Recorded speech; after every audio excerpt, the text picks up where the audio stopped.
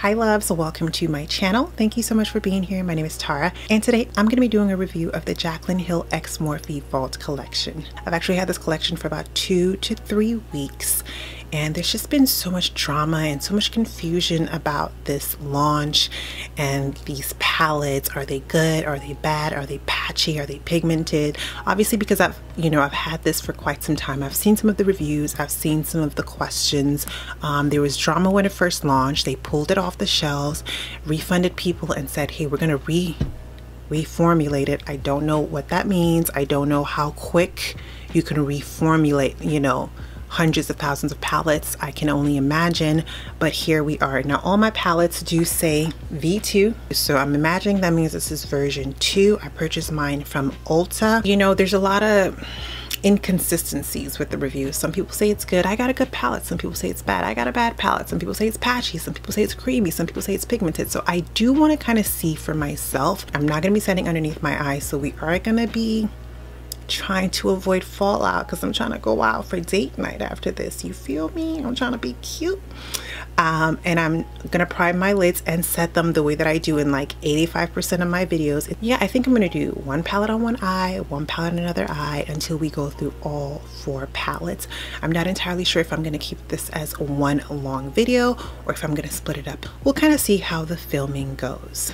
So if you like this video, please be sure to give it a thumbs up. Think about subscribing if you are not subscribed already. So let's get started. So the first thing I'll say about the palette is I do think the packaging is really beautiful. I will say that the packaging gives you no indication of what the shadows are going to look like on the inside. Minor thing, not really a big deal, but it does say obviously the name of the specific palette that you're going to be getting, Armed and Gorgeous here. Basically it says it all over the packaging. So this is what it looks like on the inside. It's kind of festive. It's giving me kind of like New Year's Eve kind of vibes, the packaging. I do think it's really pretty. I do appreciate that they made it a sort of glossy finish so you can wipe it off, unlike the first iteration of the Morphe X Jaclyn Hill palette, which was like matte and got dirty really easily. Now because I'm traveling, I'm not going to be using my Morphe brushes. I just kind of have a random assortment of brushes that I always keep in my travel bag. I'm not going to be doing swatches because I don't believe anymore that swatches are a true representation of how an eyeshadow is actually going to perform on your eyes. But I will, if you're interested in swatches, maybe put some pictures on the screen so you can kind of see them. I'm actually going to go in with Bling gloss first. I think it just matches my shirt better, so I figured I would start with that.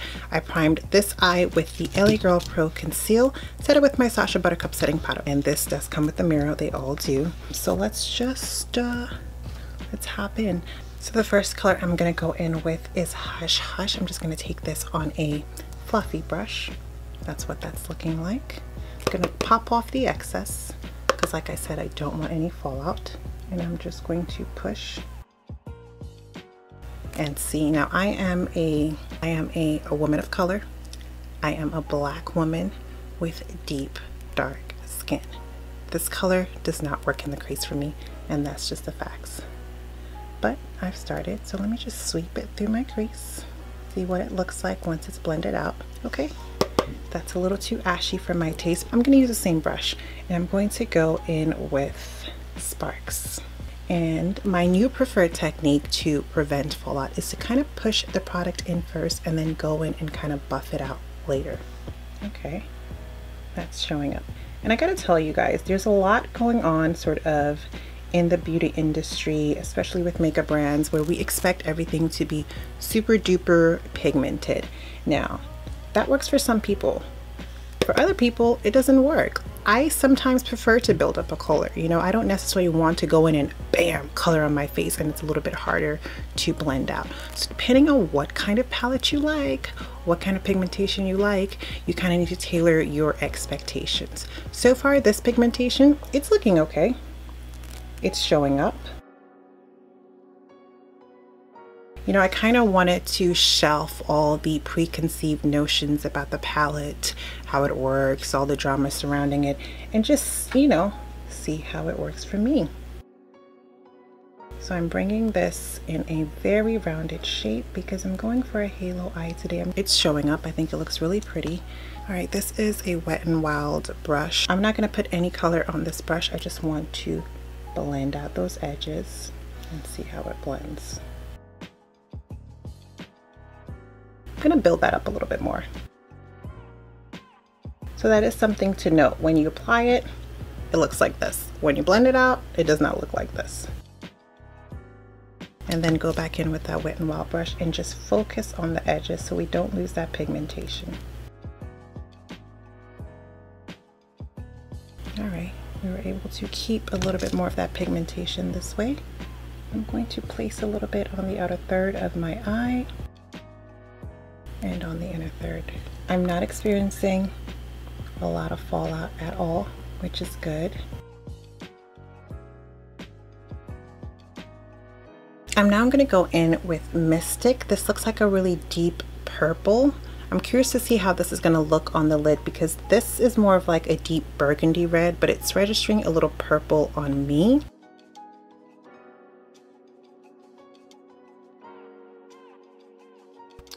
I do see a little bit of patchiness right here. Do you see?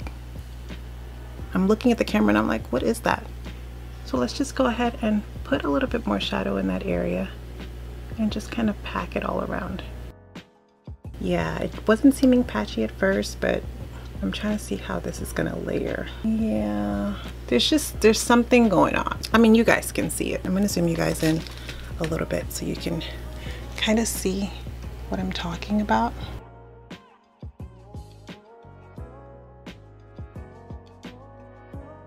Yeah, so I don't quite get what's going on here. Like, why is it lighter? I'm gonna pack some more on to see if that'll maybe fix it. The color seems to be intensifying, but the patchiness does not seem to be going away. I'm in such a good mood filming this, and I really want to give this the best shot possible. It's like when you apply a color, you want it to look the same all the way through. You know what I mean? Like, I understand that I'm blending out the edges, so there's an expectation that it'll fade, but it seems like as I'm blending it out, it's actually getting darker, which is not what I want. So next I'm gonna go in with the Mystic color on that same brush. I've just cleaned it off on a brush cleaner, and I'm going to pop that in the crease a little bit lower than that first color we laid down.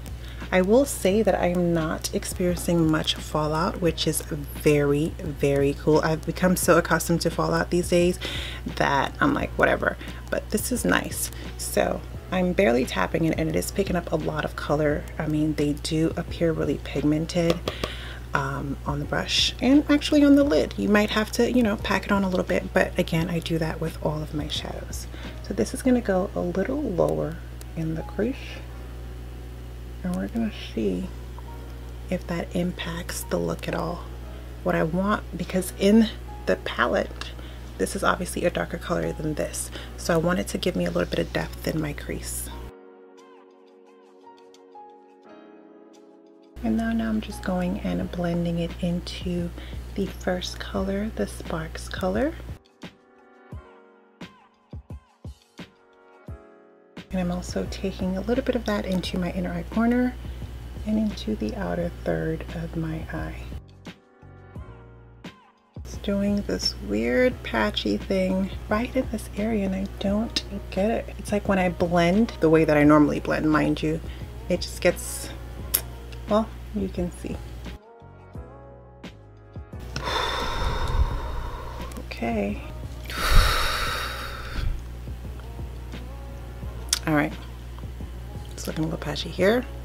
It's looking a little patchy here, and I don't get it. So that's what's happening right now. And we're just going to have to work with that. All right, I'm gonna carve my lid out with that same LA Girl Pro Conceal. This is an e.l.f. eyeliner brush that I'm gonna use to do that. I was gonna put another color in the crease, but at this point, with the way this is going, I'm not going to do that.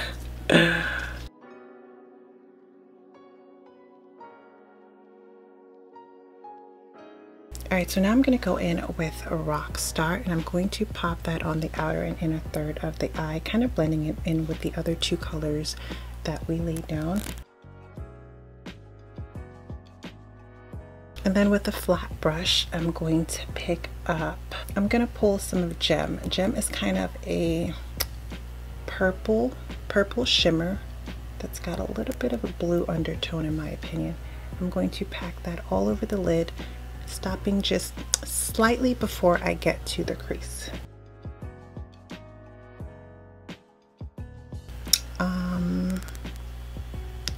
I honestly thought this was going to be a lot more vibrant. I'm going to go in with some ballsy over top of that. I'm just going to lay that over the top, see how they sort of interact with one another. Ooh, and that really makes it pop. Okay, ballsy, I see you, girl.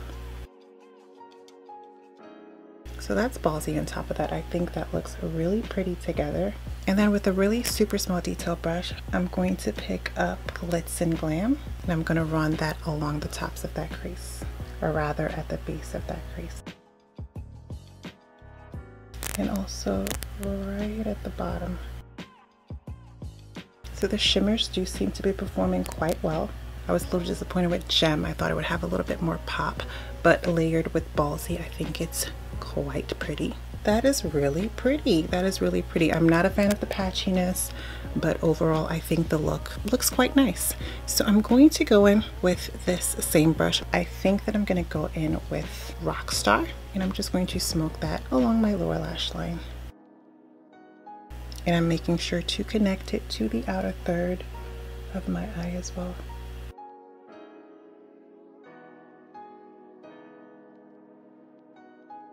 For my inner eye corner, I'm going to go in with Glitz and Glam. Just a little something something. I'm going to pop on some lashes so we can get the full effect. Before I give you my final thoughts, I want to put Pizzazz on my lower lash line. It was a last minute decision, but I want to see what it looks like. And the thing about putting it over here on my lower lash line is that there's no concealer, so we'll get to see how the shimmers perform without a base. You can obviously wet your brush if you want. This got a little bit of wet because it got into my tear duct, and it immediately became way more vibrant. Way more vibrant. Still, no fallout. I gotta give them props for that.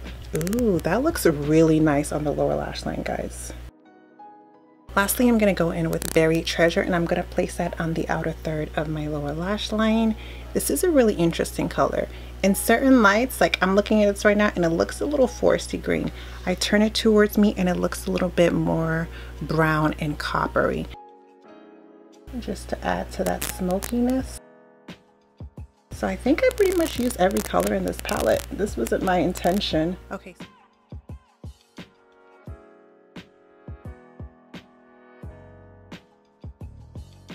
Okay, so this is the final eye look with the, I keep forgetting what this is called, there's so many of them, with the Bling Boss palette.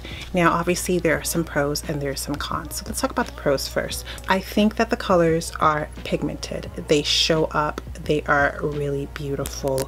I think these are really beautiful transition shades. I feel like the shimmers layered really nicely. I was a little disappointed with Gem. I thought it would have a little bit more pop, but once I layered Ballsy over it, it was fire.